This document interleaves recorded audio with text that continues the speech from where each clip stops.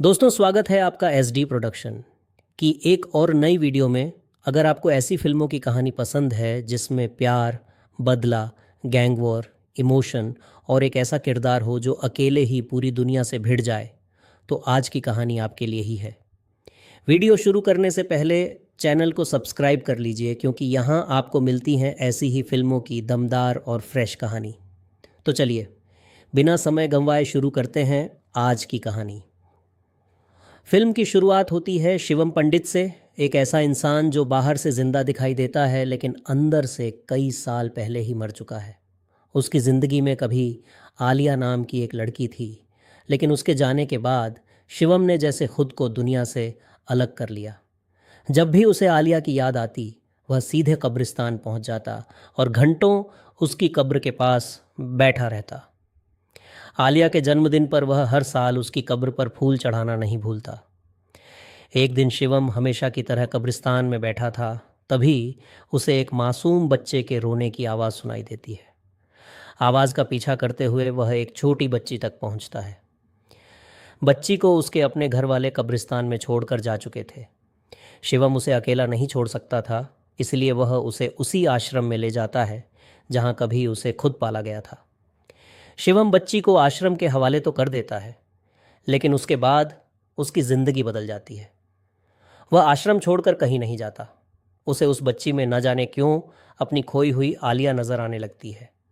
इसी वजह से वह उसका नाम भी आलिया रख देता है। समय बीतता जाता है और 5 साल की वह बच्ची शिवम से बेहद जुड़ जाती है। मज़ेदार बात यह थी कि इतने सालों में शिवम ने उससे लगभग कभी बात नहीं की, लेकिन बच्ची के मन में उसके लिए बहुत सम्मान था। फिर एक दिन कुछ लोग आश्रम आते हैं। वे आलिया को गोद लेना चाहते थे। आलिया उनके साथ जाने के लिए तैयार नहीं थी। वह शिवम के पास जाती है। तब शिवम पहली बार उससे दिल की बात करता है। वह समझाता है कि बिना परिवार के ज़िंदगी बहुत मुश्किल होती है और वह नहीं चाहता कि आलिया भी उसकी तरह अकेली ज़िंदगी जिए। आखिरकार बच्ची उसकी बात मान लेती है। जाते जाते आलिया उससे सिर्फ इतना कहती है कि जब भी मैं तुम्हें बुलाऊंगी तुम्हें मेरे पास आना होगा। शिवम वादा कर देता है, लेकिन आलिया के जाने के बाद शिवम फिर से अकेला हो जाता है। वह अपनी पुरानी जिंदगी में लौटने की कोशिश करता है, लेकिन तभी उसकी मुलाकात इंटरपोल ऑफिसर समर से होती है। समर शिवम को पहले से जानता था। उसे पता था कि शिवम कभी कितना खतरनाक आदमी था और 6 गोलियां लगने के बाद भी कैसे जिंदा बचा था। समर चाहता था कि शिवम उसके लिए एक मिशन करे, लेकिन शिवम साफ मना कर देता है। वह कहता है कि वह पुराना शिवम अब मर चुका है। तभी समर उसे ऐसी खबर देता है जो उसके पैरों तले ज़मीन खिसका देती है। जिस परिवार ने आलिया को गोद लिया था, वह परिवार असली नहीं था। वे लोग बच्चों की तस्करी करने वाले गिरोह का हिस्सा थे। उनका काम भारत से बच्चों को दूसरे देशों में पहुंचाना था। एक ऑपरेशन में उन लोगों के मारे जाने के बाद पता चलता है कि आलिया समेत करीब 40 से 50 बच्चे बैंकॉक पहुंच चुके हैं। अब शिवम के पास सिर्फ 2 रास्ते थे, या तो अपनी पुरानी ज़िंदगी को हमेशा के लिए भूल जाए, या फिर उस बच्ची को बचाने के लिए दोबारा वही खतरनाक आदमी बन जाए जिसे उसने सालों पहले दफना दिया था। शिवम बैंकॉक जाने का फैसला करता है। समर उसे उस पूरे गैंग की जानकारी देता है। इस नेटवर्क का सबसे बड़ा नाम था अमृत। उसके साथ उसका बेटा जोरावर था, जो बेहद हिंसक और सनकी था। अमृत का दाहिना हाथ जयदीप था, जबकि महमूद अली खान पैसों और अकाउंट्स का हिसाब देखता था और चंगेज़ पूरी हथियारबंद टीम को संभालता था। अमृत का दूसरा बेटा सिकंदर मानसिक रूप से कमज़ोर था और हमेशा डरा सहमा रहता था। वहीं उसकी बेटी ज़ारा खूबसूरत होने के साथ साथ समझदार थी और उसे संगीत से बेहद प्यार था। लेकिन कहानी सिर्फ बच्चों की तस्करी तक सीमित नहीं थी। अमृत की सबसे बड़ी दुश्मन थी नफीसा नवाज, जो खुद एक बड़े माफिया नेटवर्क से जुड़ी थी। दोनों के बीच लगातार गैंग वॉर चलता रहता था। उधर जोरावर अपने पिता की गद्दी चाहता था।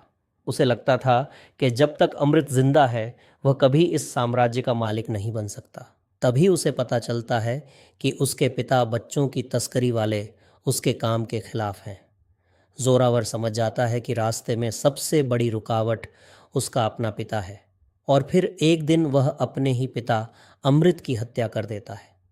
हत्या को दुर्घटना का रूप दिया जाता है, जैसे अमृत सीढ़ियों से गिरकर मरा हो। पूरा गैंग सदमे में था, लेकिन जोरावर अंदर ही अंदर अपनी जीत का जश्न मना रहा था। अमृत के अंतिम संस्कार के दौरान अचानक हमला हो जाता है। चारों तरफ गोलियां चलने लगती हैं। जोरावर अपने भाई सिकंदर और बहन जारा को लेकर वहां से निकलने की कोशिश करता है। उन्हें एक टैक्सी मिलती है और वे उसमें बैठ जाते हैं। लेकिन उन्हें क्या पता था कि उस टैक्सी का ड्राइवर कोई आम आदमी नहीं बल्कि शिवम पंडित था। और यहीं से शिवम की उस खतरनाक दुनिया में एंट्री होती है, जहां उसे अपने प्यार, अपने अतीत और उन बच्चों को बचाने के लिए हर कदम पर मौत से लड़ना था। पार्ट 2 टैक्सी के पीछे दुश्मनों की गाड़ियां लगी थीं और चारों तरफ गोलियों की आवाज़ गूंज रही थी। जारा और सिकंदर को समझ नहीं आ रहा था कि वे बचेंगे भी या नहीं, लेकिन शिवम के चेहरे पर ज़रा भी डर नहीं था। वह बेहद शांत तरीके से गाड़ी चला रहा था और कुछ ही देर में ऐसी चाल चलता है कि पीछा कर रहे लोग पीछे छूट जाते हैं। जान बचने के बाद जोरावर अपने लोगों पर बुरी तरह भड़कता है। उसे लगता है कि यह हमला कोई संयोग नहीं बल्कि किसी की प्लानिंग है। गुस्से में वह अपने ही एक आदमी को मार देता है। यहीं से साफ हो जाता है कि अमृत की जगह लेने वाला जोरावर अपने पिता से भी ज़्यादा खतरनाक है। इसी बीच शिवम अपनी टैक्सी का किराया मांगता है। चंगेज़ उसे डराने की कोशिश करता है और तभी शिवम अचानक उसके सिर पर बोतल मार देता है। जोरावर यह देखकर हैरान रह जाता है। उसे समझ आता है कि यह आदमी सामान्य टैक्सी ड्राइवर नहीं है। वह शिवम की पूरी जानकारी निकलवाता है। पता चलता है कि उसका नाम शिवम पंडित है और वह कभी मलिक नाम के एक खतरनाक आदमी के लिए काम करता था, लेकिन अब उसने सब कुछ छोड़ दिया था और टैक्सी चलाकर ज़िंदगी गुजार रहा था। जोरावर उसे अपनी टीम में शामिल करना चाहता था, लेकिन उससे पहले उसका टेस्ट ज़रूरी था। जयदीप और महमूद शिवम को एक मिशन देते हैं। उसे उमर नाम के आदमी को एक लोकेशन से लाना था। शिवम वहां पहुंचता है तो उसे पता चलता है कि वह जगह नफीसा के ड्रग्स नेटवर्क का हिस्सा है। अचानक वहां मौजूद लोग शिवम पर हमला कर देते हैं, लेकिन शिवम भी चुप बैठने वाला नहीं था। वह कई लोगों को बुरी तरह पीट देता है। तभी नफीसा वहां पहुंचती है। नफीसा शिवम को पहचान जाती है और समझ जाती है कि यह आदमी कौन है। वह आदेश देती है कि समय बर्बाद मत करो, इसे ज़मीन में जिंदा दफना दो। शिवम को ज़मीन के अंदर दफना दिया जाता है, लेकिन कहानी यहीं ख़त्म नहीं होती। कुछ देर बाद मिट्टी हिलती है और शिवम खुद बाहर निकल आता है। अब उसके अंदर का वह पुराना शिवम जाग चुका था। वह वहां मौजूद लोगों पर टूट पड़ता है और अकेले ही लगभग पूरे गिरोह को ख़त्म कर देता है। इसके बाद वह उमर का सिर लेकर जोरावर के सामने रख देता है। जोरावर की आंखों में पहली बार शिवम के लिए सम्मान दिखाई देता है। उसे समझ आ जाता है कि यह आदमी उसके काम का है। अब शिवम को जोरावर की टीम में जगह मिल जाती है। उसे जारा और सिकंदर की सुरक्षा की जिम्मेदारी दी जाती है। एक पार्टी में एक लड़का जारा के करीब आने की कोशिश करता है। जोरावर को यह पसंद नहीं आता और वह सबके सामने उस लड़के को बेरहमी से मार देता है। वहां मौजूद हर इंसान समझ जाता है कि जोरावर से छोटी सी गलती भी मौत की वजह बन सकती है। इसी पार्टी में जोरावर शिवम को एक और काम देता है। उसके गैंग में कोई गद्दार था और जोरावर को शक था कि उसके कुछ खास लोगों में से कोई एक धोखा दे रहा है। शिवम को पता लगाना था कि वह कौन है। दूसरी तरफ जारा अपने भाई जोरावर से परेशान थी। जोरावर उसके हाथ में वायलिन देखकर उसे भी अपने धंधे में शामिल होने के लिए कहता है। जारा मना करती है। वह कहती है कि वह इस हिंसा से दूर रहना चाहती है। जोरावर गुस्से में उसका वायलिन तोड़ देता है। शिवम यह सब देख रहा था। अगले दिन वह जारा के पास जाता है और उसे एक नया वायलिन देता है। जारा की आंखों में खुशी आ जाती है। वह खुद को रोक नहीं पाती और शिवम को गले लगा लेती है। धीरे धीरे दोनों के बीच एक रिश्ता बनने लगता है। जारा को शिवम में एक ऐसा इंसान दिखाई देता है जो उसके भाई सिकंदर की भी परवाह करता है। वहीं शिवम को जारा में कई बार अपनी खोई हुई आलिया की झलक दिखाई देती है। लेकिन इसी बीच समर शिवम से संपर्क करता है। वह बताता है कि नफीसा किसी बड़ी डील की तैयारी कर रही है। शिवम उसका पीछा करता है और वहाँ जो देखता है उससे उसे बड़ा झटका लगता है। नफीसा से मिलने वाली कोई और नहीं बल्कि जारा थी। जारा नफीसा को जानकारी दे रही थी। वह जोरावर के खिलाफ उसकी मदद करना चाहती थी, लेकिन नफीसा एक ऐसी बात बताती है जिससे जारा हैरान रह जाती है। वह कहती है कि गैंग वॉर मैंने नहीं करवाया था, ये सब शिवम की चाल थी ताकि वह तुम लोगों के करीब पहुंच सके।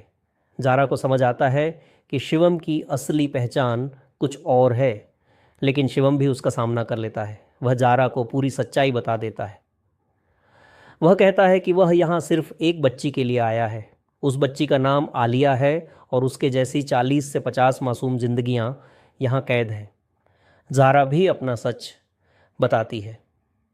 वह चाहती थी कि नफीसा ये पूरा कारोबार अपने हाथ में ले ले ताकि वह और सिकंदर इस हिंसा से बाहर निकल सके।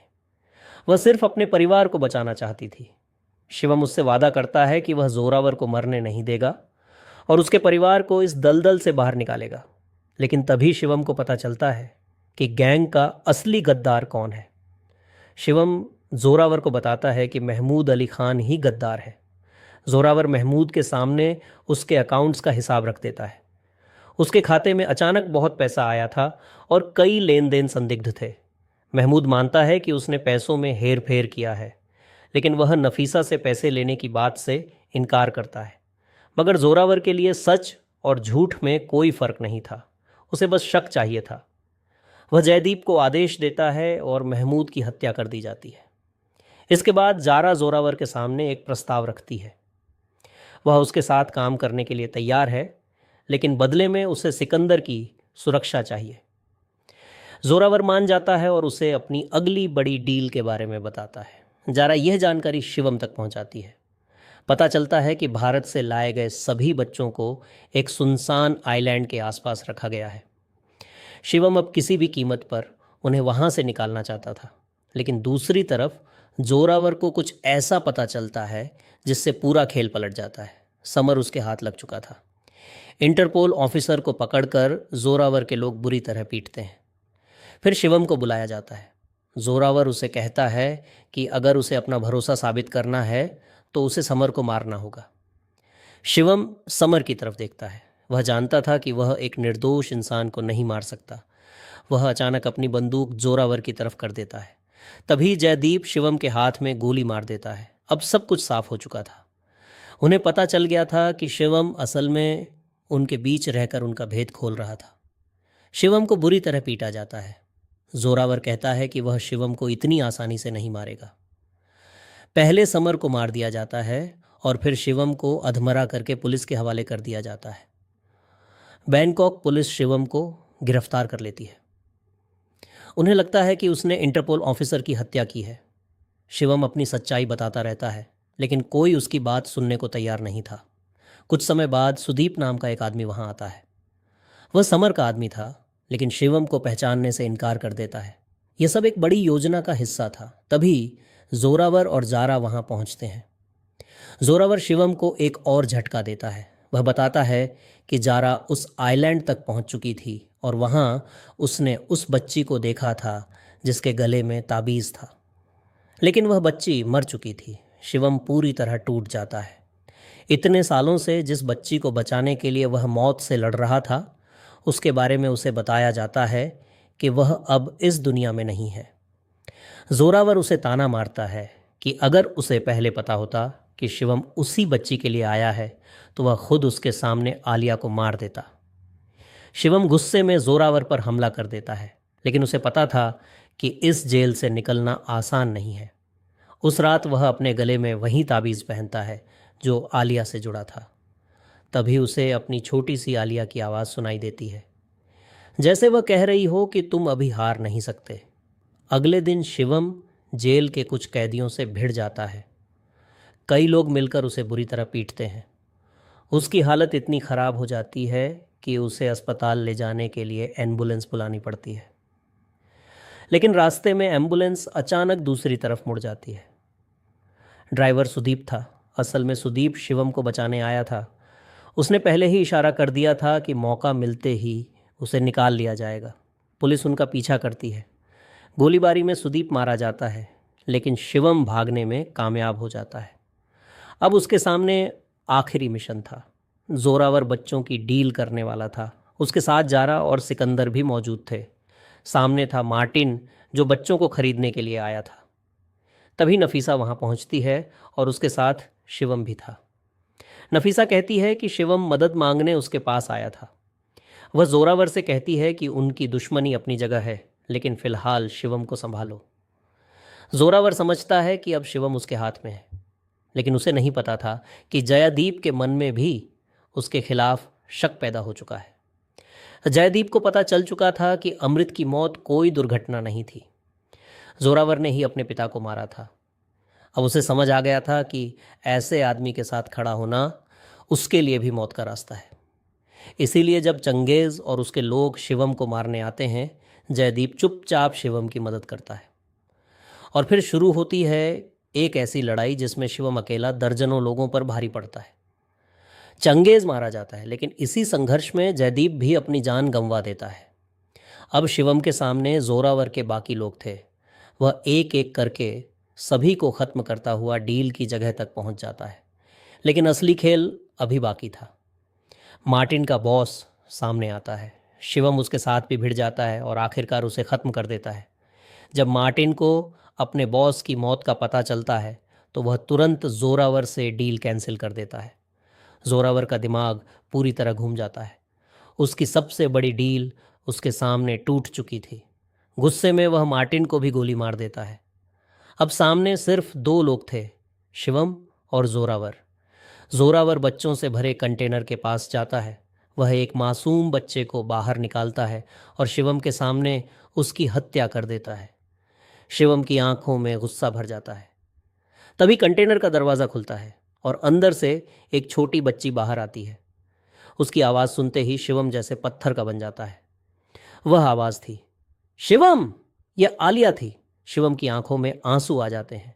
जिस बच्ची को वह मरा हुआ समझ चुका था, वह उसके सामने जिंदा खड़ी थी। असल में उस ताबीज़ वाली बच्ची की तबीयत खराब थी और आलिया ने अपना ताबीज़ उसे पहना दिया था।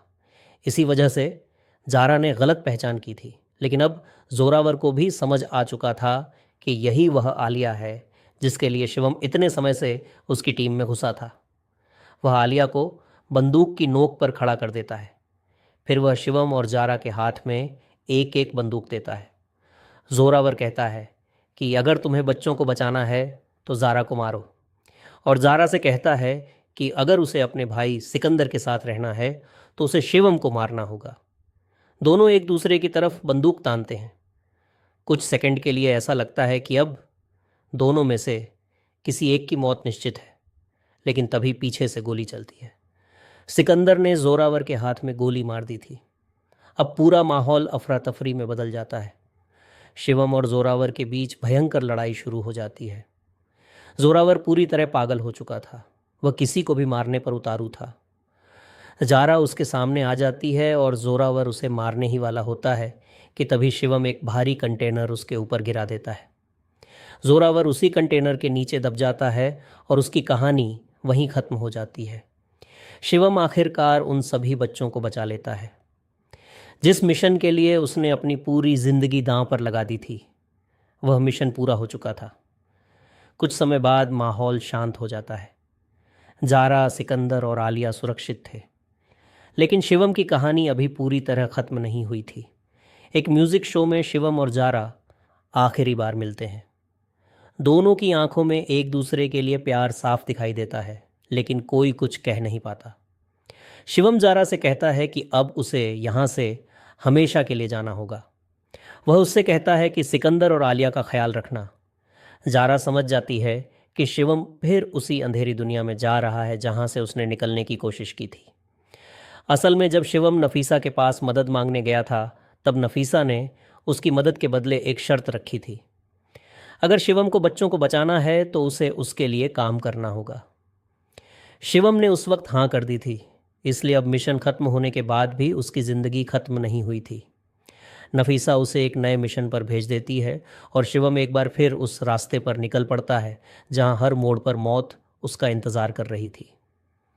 फिल्म का अंत यहीं होता है, लेकिन एक सवाल छोड़कर, क्या शिवम कभी इस खतरनाक दुनिया से बाहर निकल पाएगा या फिर उसकी ज़िंदगी हमेशा मिशन और मौत के बीच ही गुजरती रहेगी?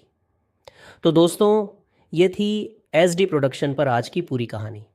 अगर आपको यह मूवी एक्सप्लेन पसंद आया हो तो वीडियो को लाइक ज़रूर करें और एस डी प्रोडक्शन को सब्सक्राइब कर लें, क्योंकि ऐसी ही दमदार और फ्रेश मूवी एक्सप्लेन कहानियाँ आपको यहाँ लगातार मिलती रहेंगी। और हाँ, कमेंट में ज़रूर बताइए कि आप इस फिल्म को 10 में से कितनी रेटिंग देंगे। मिलते हैं अगली वीडियो में एक नई कहानी के साथ। तब तक के लिए जुड़े रहिए एस डी प्रोडक्शन के साथ।